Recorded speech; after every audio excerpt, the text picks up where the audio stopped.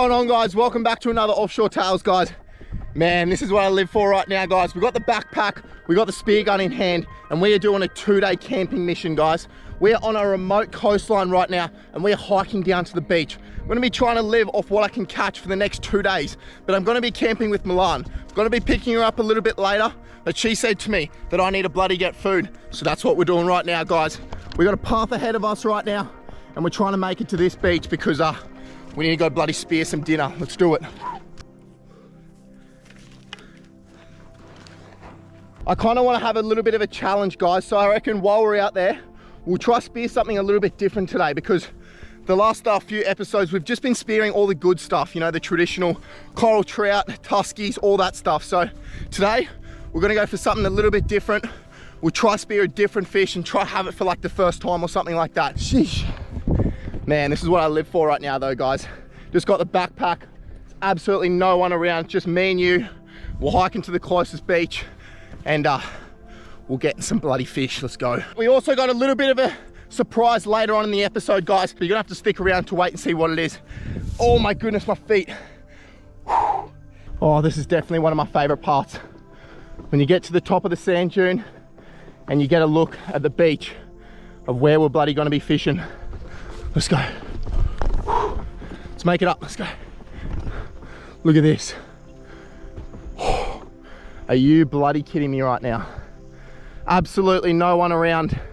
Just us out there, guys. And that's where we're going to be spearing. Woo! It looks pristine, baby. Let's get in that bloody beautiful water. That water is absolutely crystal clear. Woo! Probably been walking now for, I would say, about 20 minutes just to get down to this little bit of a secret zone where I want to jump out. Seems to hold a lot more fish than the rest of the coast, so we'll keep moving, get out in the water. Hopefully we can smack something good for dinner. All right, here looks pretty good, guys, so we'll get the stuff, drop it. Oh. Before we get out there, guys, I really want to use this bad boy. We're going to have a little bit of a look around and see if we can find some good structure, and then we'll jump in the water and hopefully we can use that structure to our advantage. Let's get some eyes in the sky and see what's happening out there. Man, the water looks so blue out there, it's ridiculous. Life is a winding road, no telling where it goes. Driving through days and nights, won't stop for traffic lights. And I really wanna know, if I will ever figure out. Pretty much what we're looking for out there, guys, is just big rises in the reef. And usually that creates quite a bit of pressure, and the little fish will hang around that, and that usually means that the big fish are close by. And then once I find that zone, we'll know exactly where we can head out and go spear these fish. Holding my head high, even if the sky is falling down.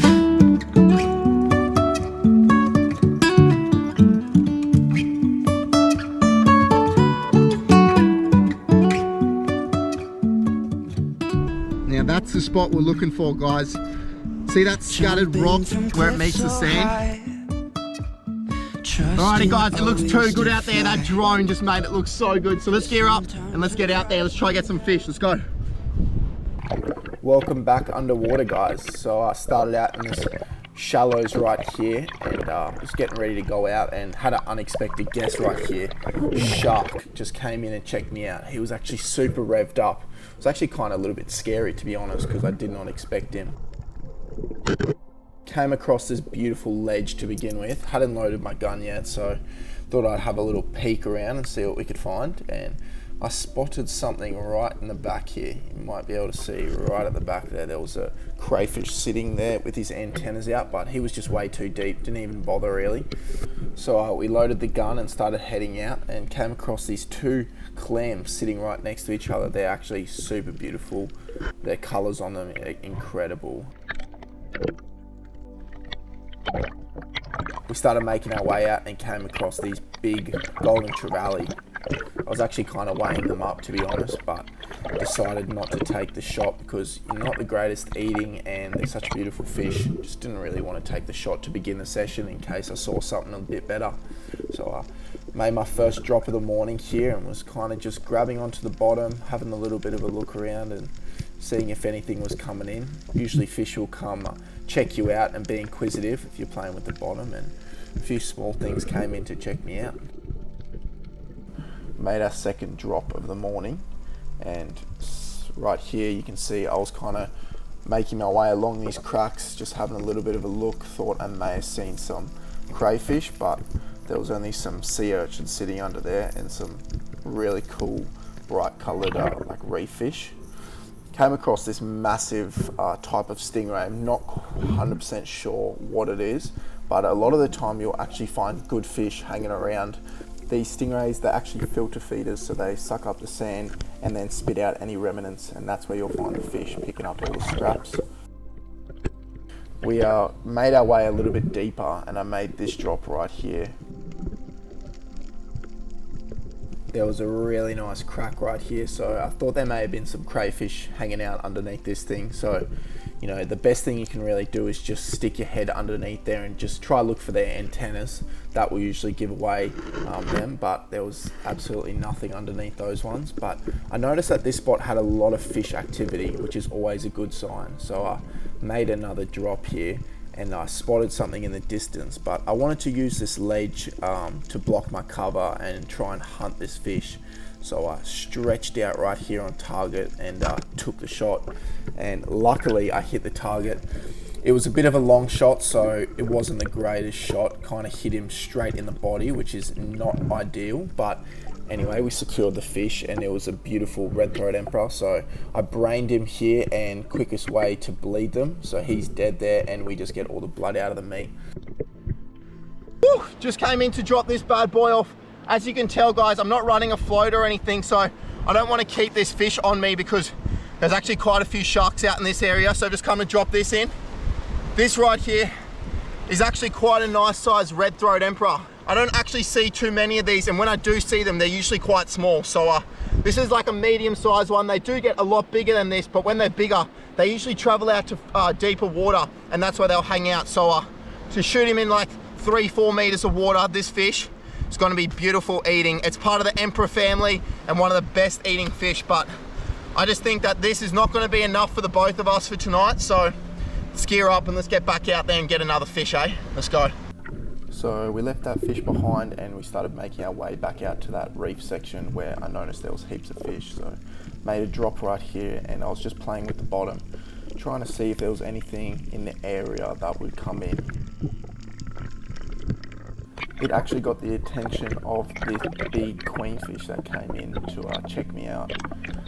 I wasn't really considering shooting these fish. They're not really something you would ever want to eat, to be honest, more of a sports fish. So just kind of left him and let him do his thing. He kind of shot off into the distance and we made our way along the reef and came across this beautiful bommy. This is actually one of the ones that we spotted on the drone a little bit earlier, so I was super stoked that it kind of came together, the plan. So we had a little bit of a suss around. I thought there may have been some, you know, bigger stuff hanging around this pressure edge right here and maybe even some crayfish underneath it. So made a few drops and came across this beautiful big blue starfish. It was absolutely stunning, so just left him right there. Didn't want to disturb him too much, so yeah, kept on moving and made a drop right here. You may be able to see in the top of the screen a big school of permit came through. I actually saw them earlier, but they were quite spooked, so try to pick out a fish and this one looked really healthy.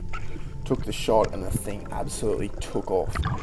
I was super worried about sharks because he was making a huge commotion right here, so I was trying to bring him in as quick as I could, playing a little bit of tug of war with him.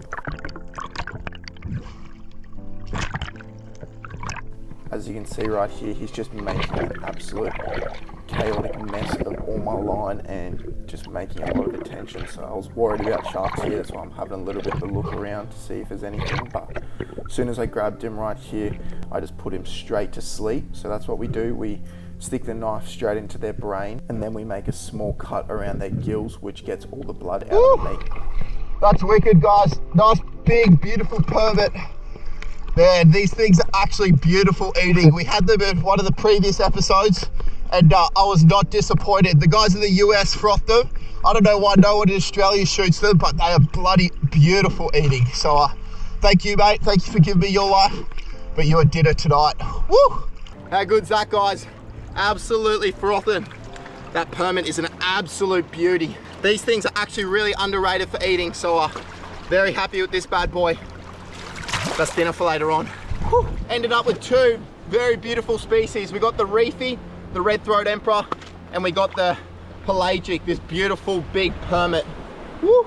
I reckon we pack everything up, start the trek back, and let's go camping. It's time to pick up Milan. Let's go.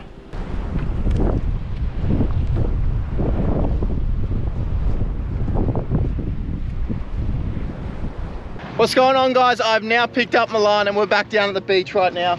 This is where we're going to be camping for the night. So what we're pretty much doing right now is we're just going to get the fire going. We got kind of like a little circle of rocks right there that will isolate the heat, and we want to get this fish filleted straight on the fire as soon as we can, and just enjoy the sunset. So that's the plan. Let's get into the filleting. Got this beautiful permit that we shot from this morning, so I'm pretty much just going to smack the fillets off this thing. I'm pretty keen to show you guys how good the meat actually looks on this, so let's get straight into it. Just going to come straight down here. That right there is kind of its guts. You don't really want any of that. I'm just going to give her a spinneroonie. And these fish right here, they actually got meat that runs all the way up here on their head, so I'm going to make a small cut all the way down just like that. And just start at the head. We're just working our knife along that backbone right there, making small cuts. Now that we've done kind of the outline, what we're going to do is just lift up this meat and just cut and just peel it away from the bone. That's pretty much what we're doing right now. So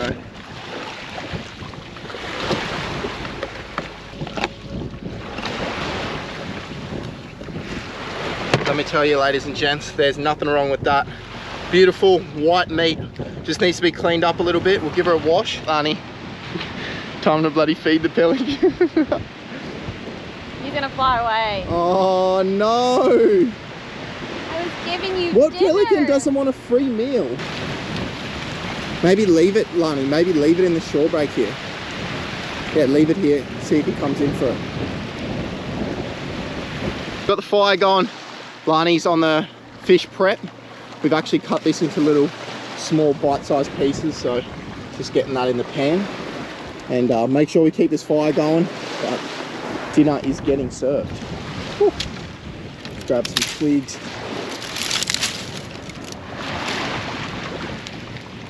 Right. Should we get the fish on? Yeah. Guys, look how good this looks. I literally told you, beautiful white meat. We're gonna get that straight on the fire. She's gonna go hard right there.